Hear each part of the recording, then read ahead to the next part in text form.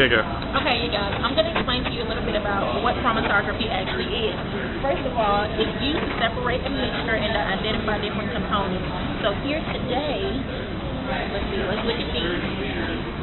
We have different solvents, which is going to vary here, okay, because we have water, we have the 15:2 ratio full of solvent, and we also have 2 1:1:1 solvents. Those are actually your different variables, okay? You have your stationary phase, which is the actual card. And each one of these cards have coding on them and dots, so that's actually your stationary, okay? The mobile phase is going to be the different solvents at the bottom. Alright, so what's going on here on a molecular level, the different dyes are used as the analytes. We're separating the compounds in those dyes. Depending on where those components go, depends on the polarity, okay? So here, like for instance, for this one you can see that some of the dye is moving further to the bottom, which means that it may be closer in polarity to the actual solvent. And to this one, you have some of the dyes moving closer to the top, which means it's in closer polarity to the actual card. So what's making it different here is the different affinities and different polarity of the different dyes, the different components in the dyes, and they're either choosing the card or they're choosing the solvent, okay? And that's basically what we have going on today. And now we're going to talk about the polarities of the dyes and of our other components. Okay, so the stationary phase is less polar. So if the dyes don't move up the paper with our solvent, which is more polar, then they're closer to the polarity of our stationary phase. But if they move up, as some of these have, then they're more polar. Okay. So now I'm going to talk to you about the two different kinds of phases. The first phase is going to be called stationary phase. And this is actually going to be the PLC plate, and the substance is going to remain stationary on here. And then the next phase is going to be actually the mobile phase. And so if you can kind of see like here, the solvent is actually moving in this phase, and the dyes will be separating out. Now we have CJ. You know it's Easter. Why didn't you learn your speech? What? It's Easter. Okay, well, the difference in the separation of the difference in the plate.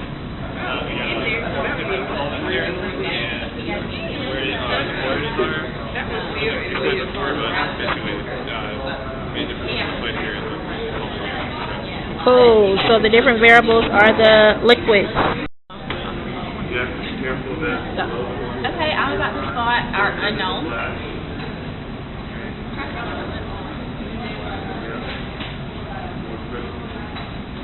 On here.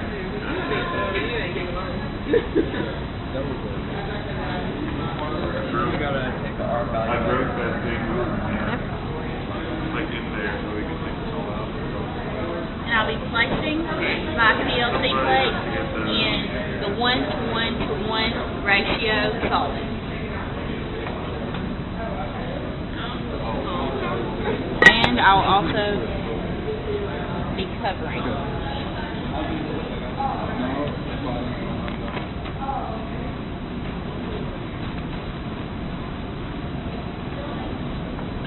Let me get a picture so you can see that it doesn't come. Alright, let's see you. Okay, so here I am starting to let He is so hilarious.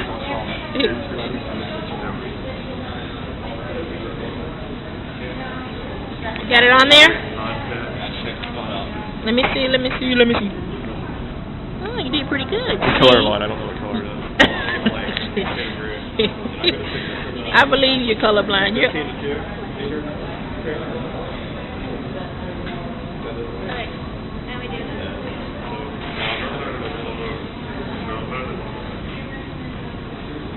We making sure we're covering them tightly.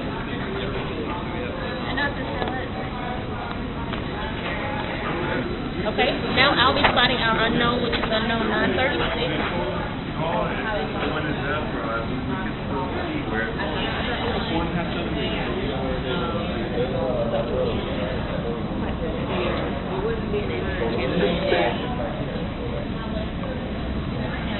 And there's my dot. Sure. Alright. I'm actually dropping mine in water.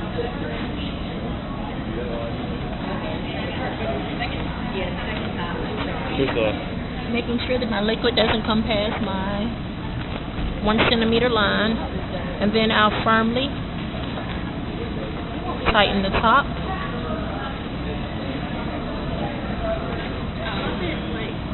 Alright, and we'll see you guys in a little bit to get the result.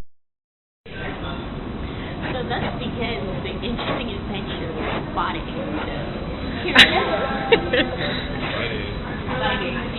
She did make it exciting. She did. That is the perfect dot. It is. It's a great dot. It's a great dot. So now, I'm going to take our plate and place it in the 1 to 1 to 1 to 1. Solve it. Oh, that was exciting. And then I'm going to cover it with this magic secret basket. It's going to be from where my spot moved over my solvent moved, which will be 4.5 divided by 5.7, which is 0.789. So I'll put this under my water, propanol acetone, under basic fusion, which should be 0.789. Okay, let me take a look at your. You can see where she measured from. She measured her solvent, and then she measured that dot. All right, CJ, coming to you. So I'm measuring my value, and so it comes out to be like 4.7 for the this dot here, for how far it's moved, and the amount of the solvent moved is about 5.6. And I went and pre-did the calculation, so it's supposed to be 0.839 for the R value, and I'm gonna put that in there, or next to the green, so 39 for the RO. Okay, look at me. Alright, looking here. I measured this dot here. First, I measured how far my solvent went up, which was to about 6.5. Right at this mark right here. That's where my solvent stopped. And then I'm measuring from right here, from where my spot is more concentrated at, which gave me a value of about 3. I measured right there.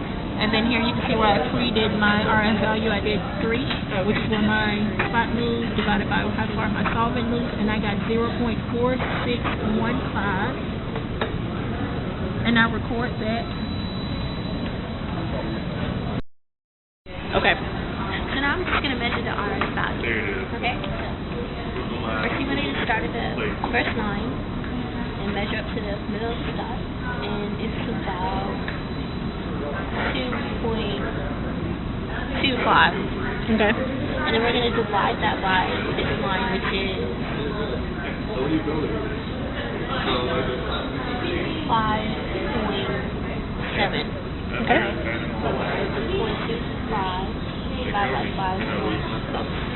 And then to get our RF. You have to show me calculator. 3.4. And that's the difference is 0.395. Okay. Different RF values as indicated in the notebook. It's true. And you remove it before the chamber. The water purple. And then that's about it.